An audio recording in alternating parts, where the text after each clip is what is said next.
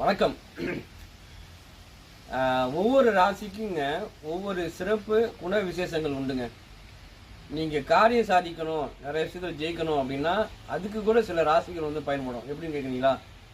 இப்போ நீங்கள் ஒரு பிரச்சனை இருக்குது, உங்களுக்கு யாராலும் தீர்க்க முடியல, ஆனால் ஒரு குறிப்பிட்ட ராசிக்காரங்களை வந்து நீங்கள் அழைச்சிட்டு போனீங்க அப்படின்னா அவங்க எப்படி பேசணுமோ அப்படி பேசி அந்த காரியத்தை சாதிச்சிருவாங்க. ஏன்னு வச்சிங்களேன், ஒருத்தங்களால முடியாதுன்னு சொல்ற விஷயத்த இன்னொருத்தங்க யாரோ ஒருத்தங்க முடிச்சுக்கிட்டு தான் அந்த உலகத்துல இருக்காங்க. அதனால இது வந்து புத்திசாலித்தனம் தான் ரொம்ப முக்கியம். புத்திசாலித்தனம் இருந்தது அப்படின்னா கட்டாயம் வந்து புத்தி உலகம் எப்படியும் ஜெயிச்சிருவாங்கிற ஒரு பழமொழி இருக்குது.